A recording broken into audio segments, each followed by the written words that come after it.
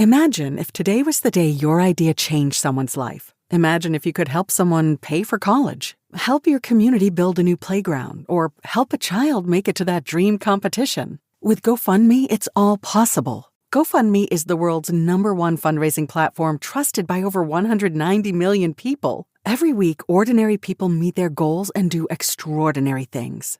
Your ideas matter. GoFundMe isn't just for emergencies. Want to raise money for your kid's soccer team or raise funds for a small business, a creative project, or event? GoFundMe helps you turn ideas into reality. And help adds up. Fundraisers you start for someone else raise up to 5 times more. So think right now, who could use your help? Change rarely comes from waiting. It comes from someone deciding, today I'll start. Don't wait for someone else to bring change. Today, start your fundraiser in just minutes at GoFundMe.com. That's GoFundMe.com to start your fundraiser. GoFundMe.com. This is a commercial message brought to you by GoFundMe.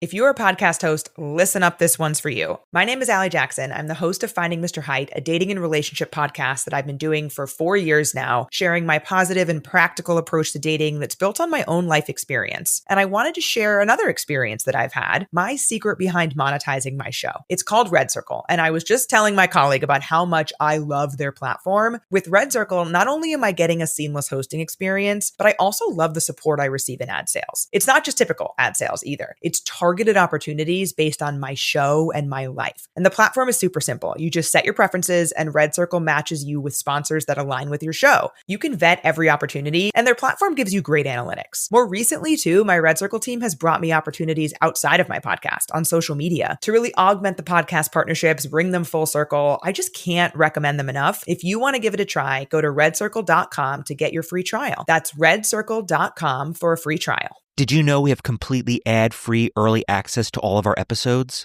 Well, we do. Not only that, but we have dozens of bonus episodes waiting for you. Head on over to patreon.com/ghosttownpod, and you can check it out for 7 days absolutely free. That's patreon.com/ghosttownpod. Royalty Gone Wild. I'm Jason Horton. I'm Rebecca Lieb. And this is Ghost Town.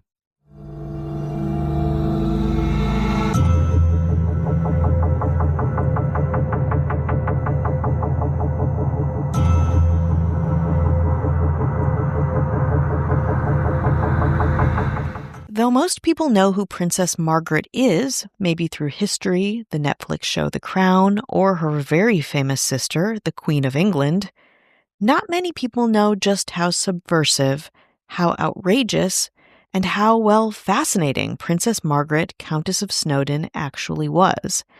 As some say, you're only as interesting as the people you associate with. Though she was third in line to the throne, Margaret's friends were what amplified the princess as a point of controversy and fascination. They were the real British royalty, at least according to the English social scene in the 50s, 60s, and 70s, and created such a stir that they were given their own name. According to Vogue writer Hamish Bowles, Margaret was, quote, a chain-smoking, chain-drinking, man-eating monster with flashes of wit and unsteady charm. And her friends? Well, they were socialites who took Margaret's reputation to a whole new level. Commoners in the Rat Pack, Brat Pack, Pussy Posse, and the Bundy Drive Boys, take a seat, because today on Ghost Town, we're talking about the Margaret Set. Margaret was born on August 21st, 1930, the younger daughter of Prince Albert, Duke of York, later known as King George VI, and Elizabeth, Duchess of York, later Queen Elizabeth, the Queen Mother. She was affectionately known within the family as Margot, and developed her skills at singing and playing the piano as a girl, getting, along with her older sister Elizabeth, a limited education, only enough to make them into well-mannered young ladies. In December 1936, Margaret's uncle and king at the time, Edward VIII, abdicated the throne to marry Wallis Simpson, a twice-divorced American woman, whom neither the Church of England nor the government would accept as queen. It was then that Elizabeth and Margaret's father, George VI, became king. George loved his daughters, underlining the fact that they were intrinsically different. He described Elizabeth as his pride, Margaret as his joy. As the two young women grew up, Elizabeth began her education as the heir apparent, while Margaret, well, she didn't really know what was next for her incredibly privileged, sheltered life. But one thing she held fast to was that she was, in fact, her father's joy, well-liked, funny, and great in social settings. The princess could, quote, charm the pearl out of an oyster, her father would say. After Elizabeth married, Princess Margaret became one of the most eligible single women in the world, and the tabloids, of course, loved it. As her sister learned the royal ropes, in 1947, the 17-year-old Margaret began a friendship with war hero and her father's equerry, Captain Peter Townsend, who was 12 years her senior. In 1952, when George VI passed away, Elizabeth ascended to the throne. It was at that point that Margaret, then 22, and Townsend, then 38, decided to ask for Elizabeth's permission for them to marry.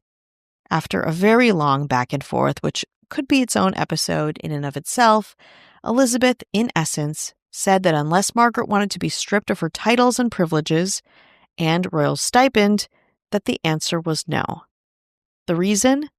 Townsend was a commoner, divorced himself, and the scandal surrounding Edward VIII's abdication to Mary Simpson was in the public's not-so-distant memory.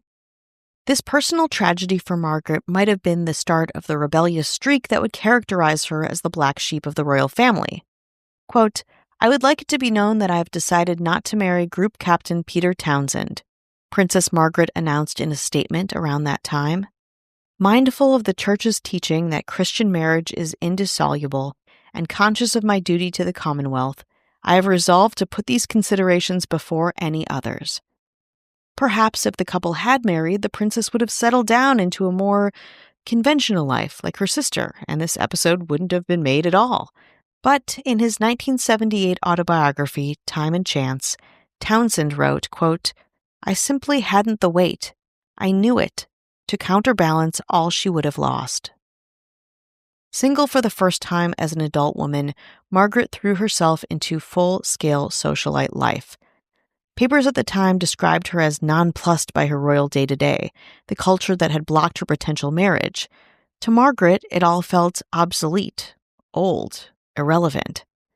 Quote, she is restless, spasmodic, though often intense in her interests, easily bored, wrote the New Statesman. She devours magazines, modish books, delights in fashionable West End musical comedies, good jazz, and the latest semi-intellectual cultural interests from America. There is a certain brittle superficiality about her mind, an inability to concentrate for long which sometimes disturbs her elders. Not the most complimentary description of Margaret, but this day of cultural fascination, this wandering eye, this want to indulge, all began with Margaret's royal morning routine, one of my favorite details of Margaret's life. So, Margaret's day began with breakfast in bed at 9 a.m., quote, followed by 2 hours in bed listening to the radio, reading the newspapers, which she invariably left scattered all over the floor, and chain-smoking, wrote Craig Brown in his book, Ma'am Darling. Then at 12:30, it was time for a vodka pick-me-up.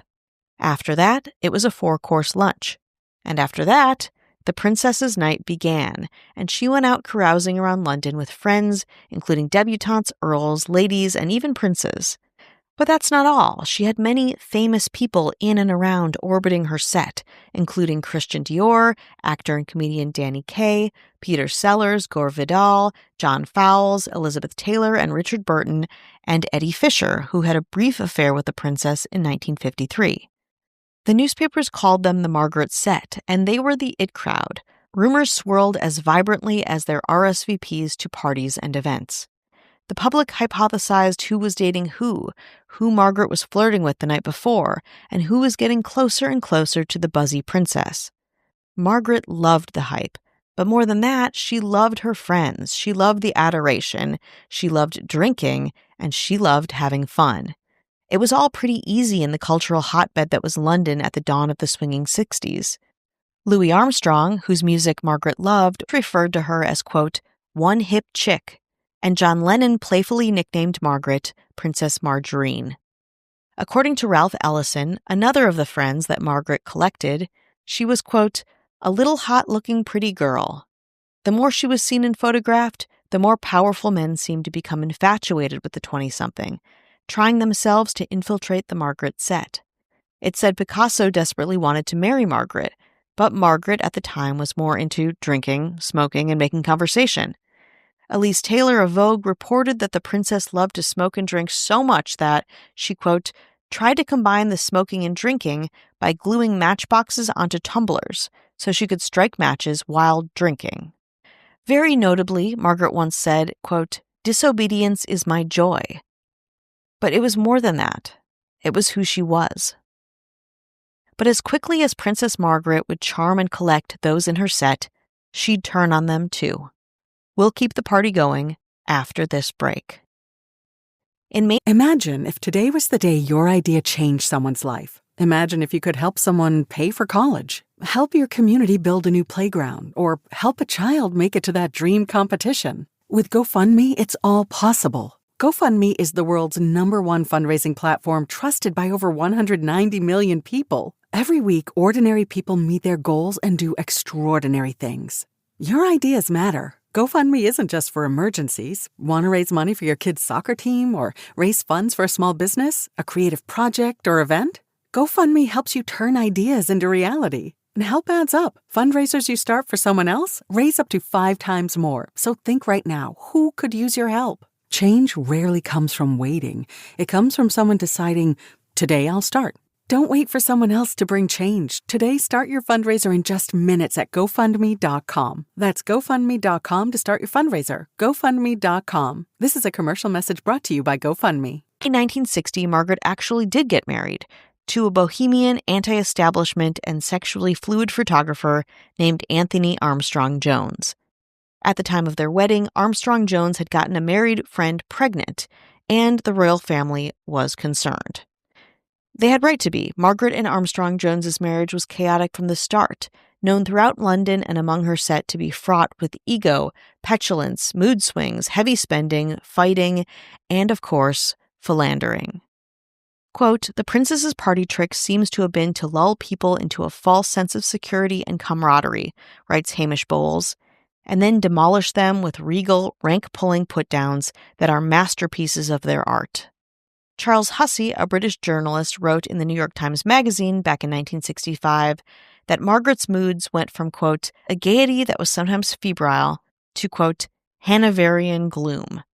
And Margaret knew it too, both loving and hating the destiny that was her royal existence and taking it out on the people around her. Her, quote, "unique disobedience" continued into her married life. Her wedding was an extravagant affair that cost the British government over £25,000, around nearly $1 million today, and her 6-week honeymoon on the royal yacht Britannia cost even more than the wedding, around £40,000.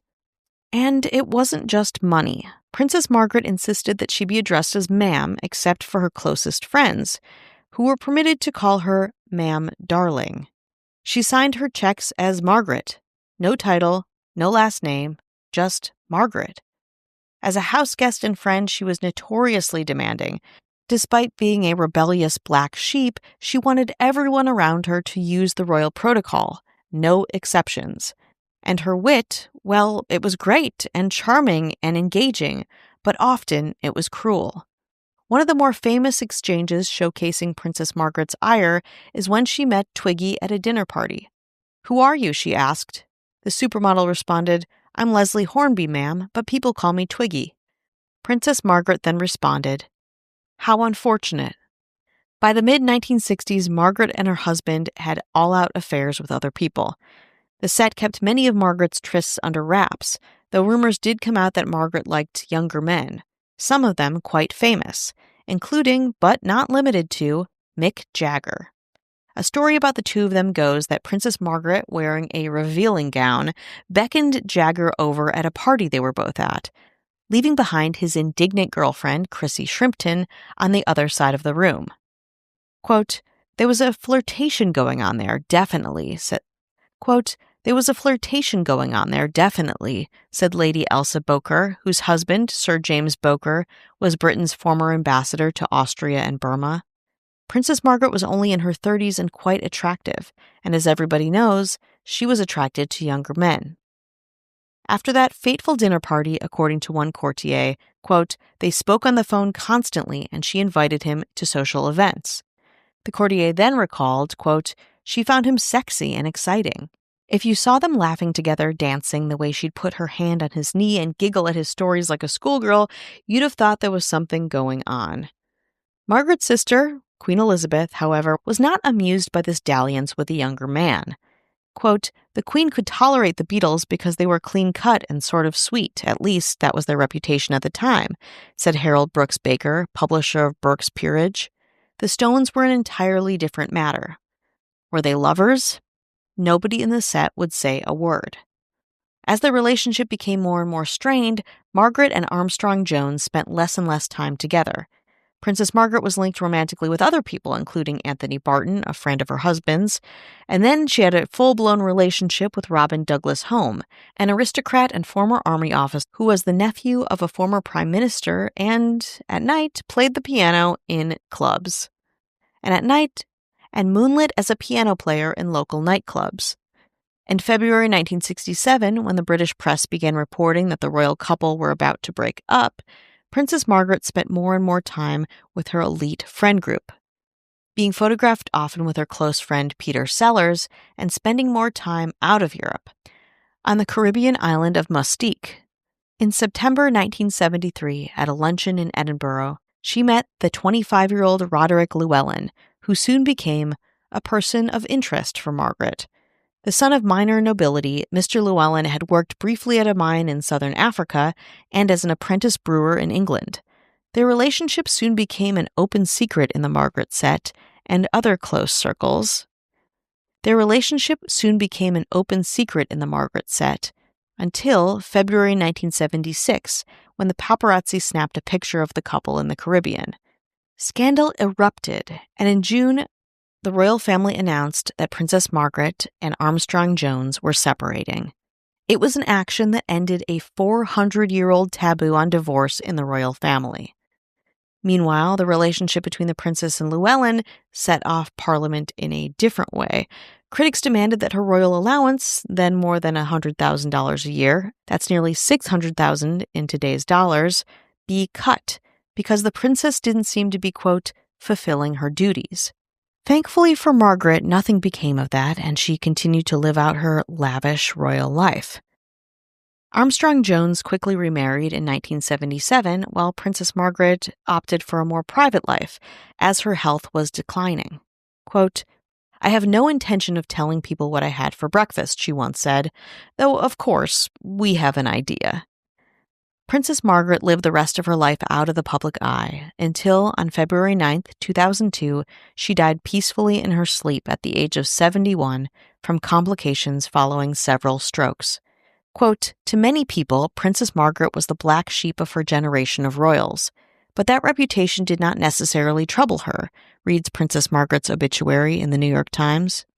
It's true, the princess was a complicated person, full of dichotomies, a rebel but also intrinsically a product of her time, and the many people around her, who supported her, feuded with her, protected her, and guarded her secrets, from the public, the royal family, and maybe even Margaret herself.